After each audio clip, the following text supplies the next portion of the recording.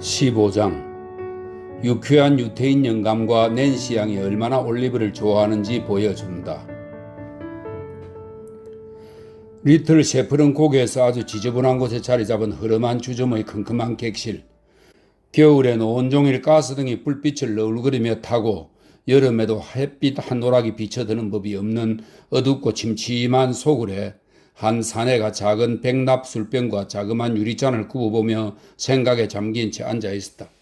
온몸에서 술 냄새를 강하게 풍기는 그는 벨벳 상의와 황갈색 반바지 차림에 반장화와 스타킹을 신었는데 경험 많은 경찰 끈앞풀이라면 누구든지 희미한 불빛으로도 그가 월리엄 사익스 씨인 것을 지체 없이 알아차렸을 것이다. 그의 발치에는 털이 희고 눈이 빨간 개가 앉아 있었다. 개는 제 주인을 바라보며 두 눈을 동시에 깜빡이고 주둥이 한쪽에 새로 생긴 커다란 상처를 핥아대느라 바빴는데 상처는 아마 최근에 주인과 겪은 갈등의 결과인 것처럼 보였다. 조용히 해, 이 똥개 새끼야. 조용히 해. 사익스 씨가 갑자기 침묵을 깨며 말했다. 그의 명상이 너무나 심오한 나머지 개의 눈 깜빡임조차 방해가 되었던 것인지 아니면 어떤 생각에 기분이 너무나 상해 죄 없는 짐승을 걷어차는 데서 얻는 위안으로 기분을 달랠 필요가 있었던 것인지 이는 논쟁과 숙고를 요하는 사항이다. 하여간 원인이야 어찌됐든 그 결과는 개한테 동시에 가해진 한 차례의 발길질과 욕설이었다. 개들은 주인한테 받은 상해의 안갚음을 하지 않는 게 일반적인 성향이다. 하지만 사익스 씨의 개는 주인과 똑같이 뒤틀린 기질을 지녔고 또 아마도 그 순간 너무 심하게 당한다는 느낌이 강하게 들었는지 더 이상 돌아볼 것 없이 주인의 반장화 한쪽을 이빨로 꽉 물었다. 그리고는 그대로 구두를 한바탕 크게 흔들어대고 난 뒤 긴 의자 밑으로 달아나 사익스 씨가 머리를 향해 내던진 백납 술병을 살짝 피하면서 으르렁거렸다. 한번 해보겠다 이거지, 응? 사익스가 한 손으로는 부지깽이를 집어들고 다른 손으로는 호주머니에서 꺼낸 커다란 주머니 칼을 천천히 펴들면서 말했다. 이리 와, 이 망할놈의 악마 새끼. 이리 와, 안 들려? 개가 못 들었을 일은 만무했다. 왜냐하면 사익스 씨는 지극히 사나운 목소리 가운데서도 가장 사나운 어조로 말했기 때문이다. 하지만 목이 잘리는 것에 대해 무언가 설명할 수 없는 거부감이라도 품고 있는 듯이 개는 의자 밑에 그대로 숨어 전보다 더 맹렬하게 으르렁댔다. 그러면서 동시에 부지깽이 끝을 이빨로 꽉 물고는 난폭한 야수처럼 잡아 뜯었다. 이런 저항은 사익스 씨를 더욱더 격분하게 만들었을 뿐이니 그는 무릎을 꿇고 앉아 개를 미친 듯이 공격하기 시작했다. 개는 오른쪽에서 왼쪽으로 왼쪽에서 오른쪽으로 날뛰면서 물어뜯고 어르렁대고 지저댔으며 사내는 찌르고 욕하고 후려치고 쌍소리를 해댔다. 그리하여 싸움은 어느 쪽한테든 아주 위험한 순간에 이르렀는데 바로 그때 갑자기 문이 열렸다. 개는 그 틈을 타서 쏜살같이 달아나고 빌 사익스만 부지깽이와 주머니 칼을 손에 쥔 채 혼자 남게 되었다. 옛말에도 있듯이 싸움이란 언제나 상대가 있어야 하는 법이다.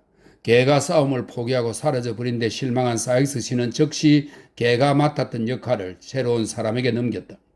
젠장, 왜 나랑 내 개 사이에 끼어들고 지랄이야? 사익스가 사나운 몸짓을 하며 말했다.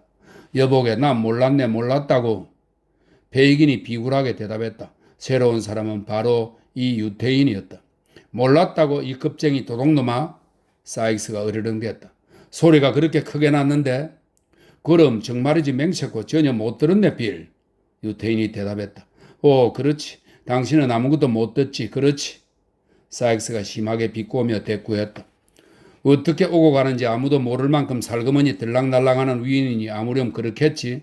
베이긴, 당신이 30초 전의 내 개였더라면 정말 좋았을 텐데. 왜지? 유태인이 억지 미소를 지으며 물었다. 왜냐면 이 나라에선 똥개 새끼만큼의 용기도 하나 없는 당신 같은 인간의 목숨은 신경 쓰지만 개는 마음대로 죽여도 상관 않거든. 사익스가 아주 의미심장한 표정으로 칼을 접으며 대답했다. 바로 그게 이유야. 유태인은 두 손을 비볐다. 그러고 탁자 앞에 앉아 친구의 농담을 웃어넘기는 채 했다. 하지만 몹시 불편해하는 기색이 역력했다. 어디 웃어보시지. 사익스가 부지깽이를 제자리에 놓고 무지막지한 경멸의 시선으로 유태인을 훑어보며 말했다. 실컷 웃어보라고. 하지만 눈가리를 쓰고 교수대에서는 막장이라면 모를까. 당신은 나 결코 비울지 못할 걸. 내가 당신 목줄을 쥐고 있으니까 말이야. 베이긴 빌어먹을. 어디 내가 줄을 놓나 봐라. 이봐, 내가 절단나면 당신도 절단나는 거야. 알아? 그러니 날 잘 보살피라고. 그래 이 사람아. 유태인이 말했다. 다 잘 알고 있네. 우린 상부상조하는 관계지. 빌, 상부상조하는 관계? 사익스는 그 상부상조 관계가 자기보다는 유태인한테 더 기울었다고 생각하는 듯이 대꾸했다. 그래, 나한테 할 말이 뭐요? 물건을 전부 안전하게 도가니로 처리했네. 베이긴이 대답했다. 자네 몫을 가져왔네. 이보게, 정해진 것보다 꽤 많이 쳐준 금액이라네. 자네가 다음에 또 나한테 잘해줄 걸 믿으니까. 그리고 허튼 소린 집어치우쇼. 강도가 짜증내며 말을 잘랐다. 돈이나 내놓으쇼. 어디 있어? 알았네, 빌. 알았어. 시간을 좀 주게. 시간을 좀. 유태인이 달래듯이 대답했다. 자, 여기 있군. 아무 탈 없이. 이렇게 말하면서 그는 가슴팍에서 낡은 면 손수건을 꺼내서는 한쪽 끝의 커다란 매듭을 풀고 자그마한 갈색 종이 구름이 하나를 끄집어냈다. 사익스는 그것을 와락 낚아채더니 급하게 풀어헤쳤다. 그러곤 안에 든 금화를 세기 시작했다. 이게 전부요? 응? 사익스가 물었다. 그러네. 유대인이 대답했다. 이리로 오면서 구름이를 풀고는 한두 입 삼켜버린 건 아니겠지? 응? 사익스가 의심스러운 뒤 물었다. 억울하게 의심받는다는 표정 짓지 마시오. 이미 여러 번 그랬잖아. 딸랑이나 챙기시오. 마지막 말은 쉽게 말해서 종을 울리라는 명령이었다. 종을 울리자 또 다른 유태인이 들어왔는데 페이기보다 젊지만 외모는 거의 똑같이 비열하고 혐오스러운 자였다. 빌 사익스는 말없이 빈 술병만 가리켰다. 그게 암시하는 바를 완전히 이해한 유태인은 술병을 채우러 다시 나갔는데 방에서 나가기 전에 페이긴과 교묘하게 시선을 주고받았다. 페이긴은 마치 이를 예상이라도 한 듯 한순간 시선을 들고 대답으로 고개를 살짝 흔들어 보였다. 아무리 주의 깊은 사람이라도 제3자는 거의 알아채지 못했을 지극히 미미한 고갯짓이었다. 마치 몸을 구부리고 개가 물어뜯은 구두끈을 묶던 사익스 역시 눈치채지 못했다. 그가 만약 이 짧은 신호의 교환을 보았더라면 아마도 자신에게 전혀 좋은 징조가 아니라고 생각했을 것이다. 누가 와 있는가 바니? 베이긴이 물었다. 이제 사익스가 바라보고 있었으므로 그는 시선을 바닥으로 향한 채 말했다. 아무도 없도요? 바니가 대답했다. 그의 말은 가슴에서 우러나오는 것이든 아니든 언제나 코맹맹이 소리였다. 아무도 없다고? 베이긴은 놀라는 의조로 물었는데 아마 사실대로 말해도 괜찮다는 암시인 듯 했다. 낸띠양 마곤 아무도 없도요? 바니가 대답했다. 낸시라고? 사익스가 외쳤다. 어디 있어? 비상한 재주를 타고난 그 애를 내가 존경하지 않는다면 내 눈가를 쳐서 빼버려도 돼. 바에서 삶는 개고기를 먹고 있는 중입다. 바니가 대답했다. 이리 들여보내. 사익스가 자네 술을 따르며 말했다. 이리 들여보내라고. 바니는 허락을 구하는 듯 페이긴을 슬쩍 쳐다보았다. 유대인 영감이 시선을 바닥에서 거두지 않은 채 말없이 앉아있자 바니는 방에서 나가 곧 낸시를 데리고 돌아왔다. 낸시는 보닛, 앞치마, 바구니, 현관문 열쇠 등 모든 걸 다 갖춘 사람이었다. 낸시, 너 뭔가 냄새를 맡았구나 그렇지? 사익스가 술잔을 내밀며 물었다. 그래 빌. 젊은 아가씨가 술잔을 비우며 대답했다. 그런데 지겹고 피곤해 죽겠어. 그 꼬맹이 새끼가 아파서 집안에 꼼짝 않고 들어박혀 있었거든. 그래서 아니 낸시 얘야. 베이긴이 고개를 들고서 쳐다보며 말했다. 자, 유태인 영감이 붉은 눈썹을 묘하게 찌푸리며 움푹 들어간 두 눈을 반쯤 감은 것이 낸시 양에게 너무 많이 떠벌리는 경향이 있다고 경고하는 것은 아니었는지 그리 중요한 문제는 아니다. 우리가 신경 쓸 것은 오로지 사실뿐인데 즉 낸시 양이 갑자기 말을 멈추었으며 사익스 씨에게 우아한 미소를 몇 번 던지고 나서는 대화를 다른 데로 돌렸다는 것이다. 10분쯤 지났을 때 베이긴 씨가 갑자기 한바탕 기침 발작을 일으켰다. 그러다 낸시는 쇼를 어깨 위로 당겨 올리며 그만 가봐야겠다고 말했다. 사익스 씨는 자기도 가는 길이 낸시와 얼마간 같다며 동행해 주겠다는 의사를 표시했다. 그래서 두 사람은 함께 떠났고 주인이 사라지자마자 뒷마당에서 살그머니 기어나온 사익스의 개가 약간 떨어진 거리에서 그들의 뒤를 따랐다. 사익스가 방에서 나가자 유태인은 방문 밖으로 머리를 쑥 내밀고 어두운 길을 걸어가는 사익스의 뒷모습을 바라보았다. 그러곤 주먹을 불끈 쥐고 흔들어대며 심한 욕을 중얼거렸다. 그런 다음 그는 흉측한 미소를 지으며 탁자 앞에 다시 앉았는데 금세 주간 경찰 관부에 실린 흥미로운 부분들을 읽는데 깊이 빠져들었다. 그 사이 올리브 트위스트는 자신이 이 명랑한 노신사와 아주 가깝디 가까운 거리에 있다는 사실을 꿈에도 생각하지 못한 채 책방을 향해 달려가고 있었다. 클르큰웰로 접어들었을 때 그는 어쩌다 잘못하여 약간 다른 길로 빠졌다. 길을 반쯤 간 뒤에야 잘못을 깨달았지만 결국 올바른 방향으로 이어질 게 틀림없으니 굳이 되돌아갈 필요는 없다고 생각했다. 그래서 그는 겨드랑이에 책을 낀 채 가능한 한 빠른 걸음으로 계속 나아갔다. 올리브는 자신이 얼마나 행복하고 만족스러운지 생각하고 그 순간에도 굶주리고 매맞으며 쓰라린 고통의 눈물을 흘릴 불쌍한 꼬마 띠익을 한 번 볼 수만 있다면 뭐든지 하겠다는 생각을 하며 길을 따라 걸어갔다. 그때였다. 한 젊은 여자가 아주 크게 비명을 내질렀다. 아이고 동생아. 깜짝 놀란 무슨 일인가 하고 고개를 드는데 누군가 두 팔로 와락 목을 휘 감으며 그를 멈춰 세웠다. 놔요. 올리브는 몸부림치며 외쳤다. 날 놓아줘요. 누구세요? 왜 못 가게 잡는 거예요? 이에 대한 대답으로 돌아온 것은 오직 그를 껴안은 젊은 여자가 큰 소리로 내뱉는 무수한 한탄뿐이었다. 여자는 한 손에 자그마한 바구니와 현관문 열쇠를 들고 있었다. 아이고 하나님, 젊은 여자가 말했다. 애를 드디어 찾았어요. 아이고 올리브 이 녀석아. 아이고 이 못된 녀석아. 너 때문에 내가 얼마나 애를 태우는지 아니? 자 얘야 집에 가자. 아이고 드디어 애를 찾았어요. 자비로우신 하나님 감사합니다. 애를 찾았어요. 이렇게 종잡을 수 없는 소리를 외쳐대던 젊은 여자는 한바탕 다시 울음보를 터뜨렸다. 그러더니 히스테리를 일으켰는데 얼마나 끔찍했던지 때마침 그곳을 지나던 여자 두 명이 역시 옆에서 구경하던 쇠기름으로 머리가 반들반들 빛나는 푸죽간 집 소년한테 어서 달려가 의사를 불러와야 하지 않느냐고 물어볼 정도였다. 이에 대해 게으르다고는 할 수 없지만 좀 빈둥대는 성격으로 보이는 푸죽간 집 소년은 그럴 필요는 없는 것 같다고 대답했다. 오 아니에요 괜찮아요. 젊은 여자가 올리브의 손을 꼭 잡으며 말했다. 전 이제 괜찮아졌어요. 자 어서 당장 집으로 가자 이 무정한 녀석아 어서. 무슨 일인가요 아가씨? 여자들 중 하나가 물었다. 아 글쎄 말이에요. 젊은 여자가 대답했다. 얘가 한 달 전쯤에 집에서 도망쳤답니다. 열심히 일하는 점잖은 부모님을 버리고 말이에요. 그리고 도둑놈들이랑 악당 패거리 따위하고 어울려서 어머니 가슴을 찢어 놓다시피 했답니다. 아주 못된 꼬마 녀석이네. 한 여자가 말했다. 어서 집에 돌아가거라 이 배은망덕한 꼬마야. 다른 여자가 말했다. 그게 아니에요. 올리브는 크게 놀라서 대답했다. 전 이분이 누군지 몰라요. 전 누나도 아빠도 엄마도 아무도 없단 말이에요. 전 고아예요. 그리고 팬텀빌에 살아요. 저 말하는 것 좀 보세요. 어쩜 저렇게 뻔뻔한 거짓말을. 젊은 여자가 외쳤다. 아니 낸시 아냐? 그때서야 비로소 젊은 여자의 얼굴을 처음으로 쳐다본 올리브가 외쳤다. 그러곤 경악을 금치 못하며 뒤로 펄쩍 물러섰다.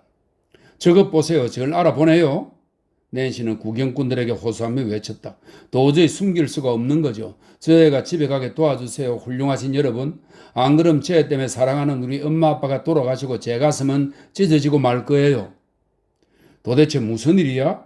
한 사내가 맥주집에서 불쑥 튀어나오며 말했다. 흰 개가 그를 바짝 따랐다. 꼬마 올리브 아니야? 이 꼬맹이 자식. 어서 불쌍한 너희 엄마한테 돌아가자. 당장 집으로 가. 전 이 사람들과 아무 관계 없어요. 전 이 사람들 몰라요. 도와주세요. 올리브는 사내의 억센 소나기에 잡힌 채 발부둥치며 외쳤다. 도와달라고? 사내가 되풀이하며 말했다. 그래 내가 도와주마 이 꼬마 악당놈아. 이게 웬 책들이야? 이놈 너 이런 걸 훔치고 다녔구나. 그렇지? 이리 내놔. 이렇게 말하며 사내는 책들을 올리브한테서 비틀어 빼앗고는 머리를 후려 갈겼다. 옳거니 다락방 창문으로 내다보던 구경꾼 한 사람이 소리쳤다. 그놈을 정신 차려가는 방법은 그것밖에 없지. 맞소 정말 그렇소. 졸린 듯한 얼굴을 한 목수가 다락방 창문을 쳐다보며 소리질러 맞장구를 쳤다. 저희한테 좋은 약이 될 거예요. 두 여자가 말했다. 이놈은 혼도 좀 나야 하오. 사내가 다시 한 방을 갈기며 대꾸했다. 그러곤 올리브의 멱살을 꽉 움켜쥐며 말했다. 자 가자 이 꼬마 도적놈아. 야, 황소 눈깔, 너 이놈 잘 지켜야 돼. 알아서 잘 지켜. 최근에 병을 앓아 쇠약해진다다가 갑작스레 공격을 당하고 두들겨 맞아 얼이 빠지고 사납게 으르렁대는 개와 포악한 사내로 인해 급에 질리고 또 구경꾼들이 낸시의 말대로 자신을 정말 무정하고 악랄한 꼬마로 확신하는 것에 당황하고 기가 막힌 이 불쌍한 아이가 혼자 뭘 어떻게 하겠는가. 나르님이 어두워졌고 불량한 동네였으며 도와줄 사람은 아무도 없었고 저항해봐야 소용없었다. 순식간에 그는 미로처럼 엉킨 어둡고 좁은 뒷골목으로 잡혀갔고 곧 골목길을 따라 빠르게 끌려갔다. 힘을 내서 몇 차례 도와달라고 소리쳐 봤지만 끌려가는 빠른 속도로 인해 아무도 알아들을 수 없었다. 사실 알아들을 수 있었는지 아니었는지는 별로 중요하지 않았다. 설령 분명히 알아들었다 하더라도 신경 쓸 사람이 아무도 없었기 때문이다. 거리의 가스등이 밝혀졌다. 베두인 부인은 현관문 앞에서 걱정스럽게 기다리고 하인은 벌써 20번이나 저마한 뒷길로 달리 올라가 올리브의 모습이 보이지 않나 살폈다.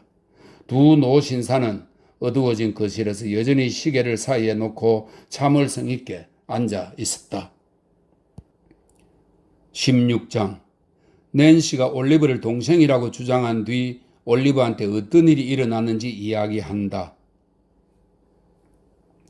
마침내 좁은 거리와 뒷골목이 끝나고 넓은 공터가 나왔다. 짐승 우리를 비롯해 가축 시장임을 말해주는 흔적들이 여기저기 흩어져 있는 곳이었다. 이 지점에 이르러 사익스는 걸음을 늦추었다. 그때까지 걸어온 빠른 속도를 낸시가 더 이상 감당하기 힘들었던 것이다. 사익스는 올리브를 돌아보더니 낸시의 손을 잡으라고 사납게 명령했다. 이 자식아 안 들려? 올리브가 머뭇거리며 주위를 둘러보자 사익스가 으르렁댔다. 그들은 행인들이 다니는 길에서 완전히 벗어난 어두운 구석에 있었다. 올리브는 저항해봤자 아무 소용이 없으리라는 것을 너무나 분명히 알았다. 그가 손을 내밀자 낸시가 꽉 움켜쥐었다. 다른 손은 이리네. 사익스가 말하며 올리브의 나머지 한 손을 잡아쥐었다. 야, 황소 눈깔. 걔는 위를 올려다보며 어르렁거렸다. 여길 봐. 사익스는 다른 손을 올리브의 목에 대고 거칠게 욕을 내뱉으며 말했다. 이 자식이 찍소리 한마디라도 내면 그대로 여길 콱 물어버리는 거야. 알았지? 걔는 다시 어르렁댔다. 그러고 혀로 입술을 핥으며 당장이라도 물어 뜯고 싶어 안달이 난 것처럼 올리브를 노려보았다.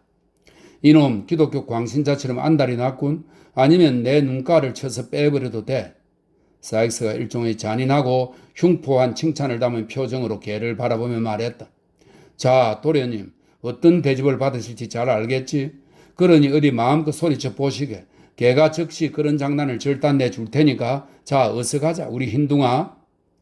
황소 눈깔은 전에 없이 다정한 사익스의 말투에 답례라도 하듯 꼬리를 흔들어 보였다. 그러고는 올리브를 향해 한 번 더 어르렁댐으로써 똑바로 행동하는 게 신상에 좋을 거라는 경고를 던진 후 앞장서서 걸어갔다. 그들이 지나간 곳은 스미스필드였다.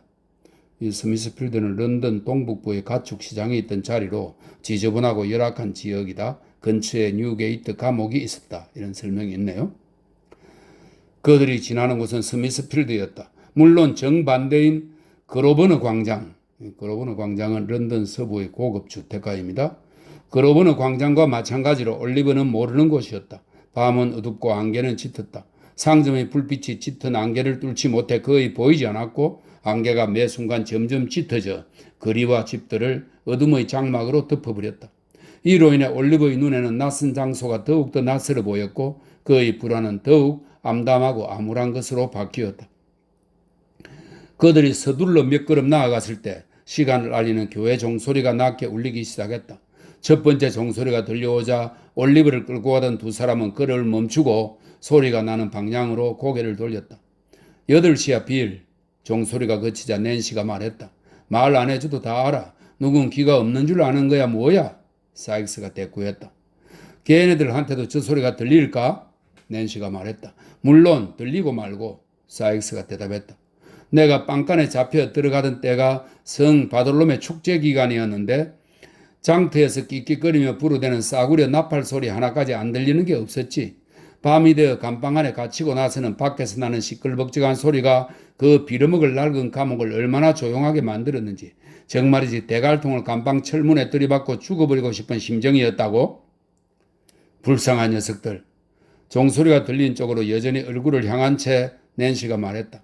아, 빌, 정말이지 참 괜찮고 멋진 애들이었는데. 그래, 너희 여자들은 오직 그런 것만 생각하지? 사익스가 대답했다. 멋지고 괜찮은 애들이라고? 하긴 뭐 죽은 목숨이나 다름없는 애들이니 마음대로 부르라지. 이런 말로 자신을 위로하면서 사익스는 끓어오르는 질투심을 억누르는 듯 했다. 그는 올리브의 손목을 한층 꽉 쥐고는 어서 다시 서둘러 걸으라고 명령했다. 잠깐만, 낸시가 말했다. 빌, 다음번 8시 종이 울릴 때 교수형 당하러 끌려 나올 사람이 만약 빌 당신이라면 난 그렇게 서둘러 지나가지 않을 거야. 난 쓰러질 때까지 이곳을 계속해서 돌고 또 돌 거야. 땅에 눈이 쌓이고 몸을 덮을 숄 하나 없어도 말이야. 그래봤자 무슨 소용이 있다고? 무정한 사익스가 물었다. 줄칼과 20m짜리 튼튼하고 좋은 밧줄이라도 던져준다면 모를까. 별 도움도 안 되면서 얼씬거리니 차라리 80km 밖에 떨어져 있든지 아예 나다니질 말든지 하는 게 훨씬 나을걸. 자, 거기 서서 쓸데없이 주줄대지 말고 어서 가자고. 여자는 웃음을 한번 터뜨리더니 쇼를 당겨 좀 더 꼭 휘감고는 그들과 함께 걷기 시작했다. 그러나 올리브는 그녀의 손이 떨리는 것을 느꼈고 가스등을 지나며 올려다 보았을 때는 그녀의 얼굴이 무서울 정도로 하얗게 질려 있었다. 그들은 인적이 드문 지저분한 길을 꼬박 30분가량 계속해서 걸어갔다. 마주치는 사람이 거의 없었는데 설령 있다 해도 왜 물어보건대 사익스 씨와 동일한 사회적 지위를 차지할 법한 사람들 뿐이었다. 마침내 중고 옷가게들로 꽉 차다시피 한 아주 더럽고 비좁은 거리로 들어섰다. 개가 마치 더 이상 감시할 필요가 없는 것을 알아차리기라도 한 듯이 앞으로 곧장 달려가 문이 닫히고 겉보기에 아무도 살지 않은 것 같은 가게 앞에 멈춰 섰다. 무너지기 직전 상태에 있는 집이었는데 문에 새를 놓는다고 적은 판자가 걸려 있었다. 꼴을 보아하니 그런지도 이미 여러 해가 넘은 듯 했다. 이상 없어. 사익스가 조심스레 주변을 살피고 말했다. 낸시가 덧문 아래쪽으로 몸을 구부렸고 올리브는 종이 울리는 소리를 들었다. 그들은 길 반대편으로 건너가 가로등 밑에 잠시 서 있었다. 내리다지 창을 살며시 들어 올리는 것 같은 소리가 들리나 싶더니 곧이어 문이 살그머니 열렸다.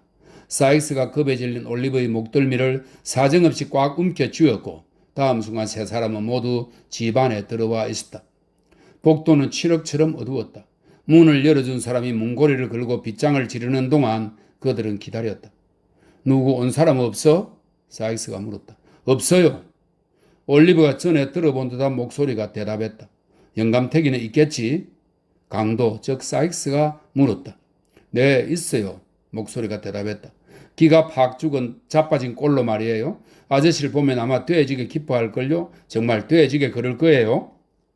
말하는 목소리는 물론이고 대답하는 말투 역시 올리브의 귀에 무척 익었다. 하지만 너무 어두워서 말하는 사람의 형체조차 구분하기 힘들었다. 임마, 불 좀 밝히자. 사익스가 말했다. 깜깜해서 모가지를 부러뜨리든지 개를 밟든지 하고 말겠다. 너가 개를 밟고 다리를 물려도 난 몰라. 알아서 해. 잠깐만 그대로 서 있어요. 불을 가져올 테니. 목소리가 대답했다. 목소리의 주인공이 뒤로 물러나는 발소리가 들리더니 조금 뒤 잭 도킨스, 다시 말해 약삭빠른 꾀돌이가 형상을 드러냈다. 그는 끝이 갈라진 막대기에 끼운 수지 양초를 오른손에 들고 있었다. 어린 신사는 올리브한테 익살스럽게 씩 웃음을 지어 보이는 것 말고는 달리 아른 체를 하지 않았다. 그저 곧바로 돌아서더니 방문객들에게 자기 뒤를 따라 계단을 내려오라고 손짓했다. 그들은 아무도 없는 부엌을 지나 좁은 뒷마당에 짓기라도 했는지 흙냄새가 풀풀 나고 천장이 낮은 방에 이르렀다. 방문을 열자 커다란 웃음소리가 그들을 맞았다. 아이고 내 배꼽이야 배꼽. 찰리 베이츠 군이 외쳤다. 웃음소리는 바로 그의 흑파에서 터져 나온 것이었다. 드디어 왔구나. 오 만세 드디어 왔어. 오 페이긴 쟤 좀 봐요 페이긴. 제발 쟤 좀 봐요. 못 참겠어. 이렇게 웃기는 일이 있다니 정말 못 참겠어. 누구 나 좀 붙잡아줘요. 웃다가 숨 넘어가지 않게. 억누를 수 없이 끓어오르는 환희로 인해 베이츠군은 급기야 방바닥에 벌렁 낮아빠져서는 5분 동안이나 격렬하게 발을 굴러대며 익살스러운 쾌락의 황홀경을 한껏 즐겼다. 그러더니 벌떡 일어서서는 꾀돌이한테서 끝이 갈라진 막대기를 낚아챘다. 그리고 올리브한테 다가가 주위를 빙 돌며 살펴보았는데 그 사이 유태인은 잠잘 때 쓰는 모자를 벗고 어쩔 줄 모르고 서 있는 올리브에게 허리를 잔뜩 굽히며 연신절을 해댔다. 한편 성격이 다소 무뚝뚝한 편인데다 아무리 흥겨운 일이라도 업무에 방해가 됐던 한눈을 파는 법이 거의 없는 약삭빠른 꾀돌이는 꿋꿋한 자세로 올리브의 호주머니를 하나하나 부지런히 뒤졌다. 이에 옷 좀 봐요, 페이긴. 찰리가 올리브의 새 저고리에 불이 붙을 만큼 촛불을 바짝 갖다 대면서 말했다. 이에 옷 좀 보라니까요. 최고급 옷감에다 최신 유행으로 쭉 뽑은 거예요. 아이고 눈부시라 못 봐주겠어요. 게다가 이 책들까지 또 완전 신산할이에요, 페이긴. 이렇게 훌륭하게 차려입은 너의 모습을 보니 참으로 기쁘구나, 얘야. 유태인이 겸손하게 절하는 신용을 하며 말했다. 꾀돌이가 다른 옷을 갖다 줄 거다, 얘야. 그 좋은 양복을 행여 망치기라도 하면 안 될 테니 말이다. 편지라도 보내서 알리지 그랬니, 얘야. 오고 있는 중이라고 말이야. 그럼 저녁 식사로 뭐 따뜻한 거라도 준비를 해 놨을 텐데. 이 말에 베이치군은 다시 울음보를 터뜨렸는데 어찌나 요란스럽게 웃어댔던지 베이기는 거짓 태도를 약간 풀었고 꾀돌이조차 빙그레 미소를 지었다. 하지만 꾀돌이는 그 순간 올리버의 호주머니에서 5파운드짜리 지폐를 막 끄집어내던 참이었으므로 그가 웃은 것이 찰리의 익살 때문이었는지 아니면 돈을 발견해서였는지 확실치 않다. 어이, 그게 뭐냐? 사익스가 앞으로 나서며 묻는데 유태인이 지폐를 낚아챘다. 그건 내 거야, 페이긴. 아니네, 아니야, 이보게. 유태인이 말했다. 내 거네, 빌. 내 거라고. 자넨 책을 가지게. 만약 그게 내 것이 아니라면 빌 사익스는 모자를 쓰며 결연한 태도로 말했다. 그러니까 나와 낸시 것이 아니라면 난 이 애를 다시 돌려줘 버리겠어. 유태인은 놀라서 움찔했다. 그와는 전혀 다른 이유였지만 올리버 역시 놀라며 움찔했다. 이 분쟁이 정말로 자기를 되돌려 보내는 것으로 끝날지도 모른다는 희망 때문이었다. 자, 이리 내시지, 응? 사익스가 말했다. 이건 정말 부당해, 빌. 정말 부당하다고 안 그래, 낸시? 유태인이 물었다. 부당하든 말든 어서 이리 내라니까 그래. 사익스가 대꾸했다. 낸시랑 내가 소중한 시간을 써가며 당신 잘못으로 잡혀간 아이들을 이리저리 찾아서 납치해 올 만큼 그렇게 할 일이 없는 줄 알아? 이리 내놔, 이 탐욕스러운 늙은 뼈다귀야. 이리 내놔. 이렇게 부드러운 충고를 던지며 사익스 씨는 유태인의 음지와 금지 사이에서 지폐를 획 잡아챘다. 그리고 늙은이의 얼굴을 천연스레 쳐다보면서 지폐를 작게 접은 뒤 목수건 속에 묶어 넣었다. 이건 우리가 수고한 대가야, 사익스가 말했다. 그 절반도 못 되지만 말이야. 책은 당신이 가져도 좋아. 책 읽는 걸 좋아한다면 말이야. 아니면 팔든지. 아주 훌륭한 책들인데 문제의 책들 중 한 권을 갖가지 찌푸린 표정을 지어가며 읽어보는 척 하던 찰리 베이츠가 말했다. 아주 잘 썼군. 그렇지, 올리버? 괴롭히는 사람들을 쳐다보는 올리버의 낙담한 표정을 보고 타고난 익살기가 넘쳐 흐르는 베이츠 군은 다시금 아까보다 더욱 격렬한 황홀경에 빠져들고 말았다. 그 책들은 노 신사분의 것이에요. 올리버는 두 손을 비틀며 말했다. 열병으로 거의 죽어가는 나를 집으로 데려가서 보살펴 주신 선하고 친절하신 노 신사분의 것이라고요. 아, 제발 그것들을 돌려보내주세요. 책과 돈을 그분께 돌려보내주세요. 저를 평생 여기에 잡아두셔도 좋으니 제발 그것들만은 돌려보내주세요. 그분은 내가 그것들을 갖고 도망갔다고 생각할 거예요. 그 할머니랑 나한테 정말 잘 대해주신 모든 분들이 내가 그것들을 갖고 도망갔다고 생각할 거예요. 아, 제발 절 불쌍히 여겨서 그것들만은 돌려보내주세요. 강렬한 비탄이 자아내는 모든 힘을 다해 올리버는 이렇게 말하며 유태인의 발밑에 무릎을 꿇었다. 그리고 필사적으로 두 손을 비비며 호소했다. 얘 말이 맞아. 베이긴이 은밀히 주위를 둘러보고 수치 많은 눈썹을 한껏 찌푸리며 말했다. 너의 말이 맞다, 올리버. 너의 말이 맞아. 그들은 정말로 너가 그것들을 가지고 도망갔다고 생각할 거다. 하하. 유태인은 킬킬거리며 두 손을 비벼댔다. 일부러 시간을 골라서 했어도 이보다 더 일이 잘 되지는 않았을 거야. 그야 물론이지, 사익스가 대답했다. 난 이 녀석이 겨드랑이에 책을 끼고 클러큰웰로 오는 것을 보자마자 바로 알았다고. 이제 다 잘 됐어. 그 사람들은 인정이 남아도는 예수쟁이들이야. 그렇지 않고선 애당초 애를 데려갔을 리 없어. 그들은 애를 찾으려는 수소문조차 안 할 거야. 애를 고소해서 감옥에 보내야만 할까봐 두려워서 말이야. 얘는 이제 안전해. 이런 말들이 오가는 동안 올리버는 마치 당황하여 무슨 말인지 그 이해하지 못하는 것 같은 표정으로 이 사람 저 사람을 번갈아 쳐다보았다. 하지만 빌 사익스의 말이 끝나는 순간 갑자기 벌떡 일어서더니 사납게 방을 뛰쳐나가며 살려달라고 비명을 질렀다. 비명소리는 텅 빈 낡은 집의 지붕 꼭대기까지 울려 퍼졌다. 개를 잡아 빌! 유태인과 그의 두 제자가 뒤쫓아 달려나갔을 때 낸시가 문 앞으로 와락 달려들어 문을 닫아버리며 말했다. 개를 잡아! 안 그럼 애를 갈갈이 묻어 뜯을 거야? 그래도 마땅한 놈이야. 빌이 여자의 손을 뿌리치려고 애쓰면서 말했다. 저리 물러서 안 그럼 너희 대갈박을 벽에다 부딪혀 빠개버릴 테다. 마음대로 해 빌. 난 상관없어 마음대로 해. 여자는 격렬하게 사내를 붙잡고 늘어지며 소리를 질렀다. 개가 애를 물어뜯게 해서는 안 돼. 그러니 날 먼저 죽여. 뭐 안 된다고?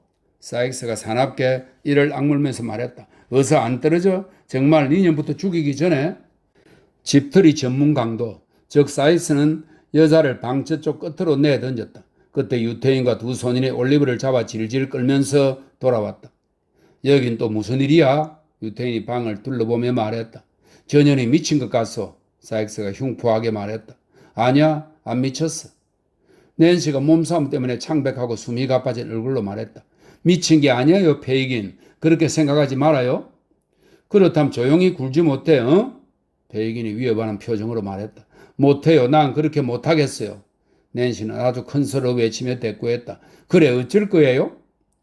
페이긴 씨는 낸시가 속한 그 특이한 인류의 행동 방식과 습성을 충분히 잘 아는지라 현재 상태에서 낸시와 대화를 지속하는 것은 별로 안전하지 못하다는 걸 꽤 확실히 느꼈다. 그는 사람들의 주의를 다른 데로 돌리려는 의도로 올리브한테 고개를 돌렸다. 그래 얘야 도망치고 싶었다 이거지 그렇지? 유태인은 벽난로 구석에 놓인 울퉁불퉁하게 마디가진 몽둥이를 집어들며 말했다. 안 그래? 올리브는 아무 대답도 하지 않았다. 그는 가쁜 숨을 몰아쉬며 유태인의 움직임을 지켜보았다. 도움을 구하고 경찰을 부르고 그러고 싶었다 이거지? 유태인은 조롱하며 아이의 팔을 잡았다. 그런 병은 우리가 잘 고쳐주지. 우리 꼬마 도련님. 유태인은 몽둥이로 올리브의 어깨를 호되게 한 대 내리쳤다. 그리고 한 대 더 치려고 몽둥이를 들어 올렸는데 그 순간 여자가 달려나오며 몽둥이를 잡아챘다. 그리고 몽둥이를 벽난로의 불길 속에 휙 내던졌다. 얼마나 세게 던졌던지 빨갛게 달아오른 석탄 몇 개가 방 안으로 두두둑 튀겨 날릴 정도였다. 이런 건 가만히 못 보겠어요, 페이긴.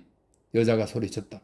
애를 잡았으면 됐지 뭘 더 바라는 거예요? 애를 그냥 놔둬요. 그냥 놔두라고요. 안 그럼 내가 교수형을 당해 일찍 죽는 한이 있더라도 당신들 몇 명을 경찰에 확 불어버릴 거야. 여자는 이렇게 협박을 토해내며 난폭하게 발을 쾅쾅 굴러댔다. 그리고 입을 꽉 악다물고 두 주먹을 불끈 쥔 채 유태인과 강도를 번갈아 노려봤다. 강렬한 분노에 휩싸여 점점 격앙된 그녀의 얼굴은 몹시 창백했다. 아니 낸시야. 잠시 당황한 표정으로 사익스 씨와 서로 멍하니 쳐다보더니 유태인이 달래는 듯한 어조로 말했다. 넌 오늘 밤 그 어느 때보다도 끼가 넘치는구나. 하하하 얘야 정말 연기를 훌륭하게 잘하는구나. 잘한다고? 여자가 말했다.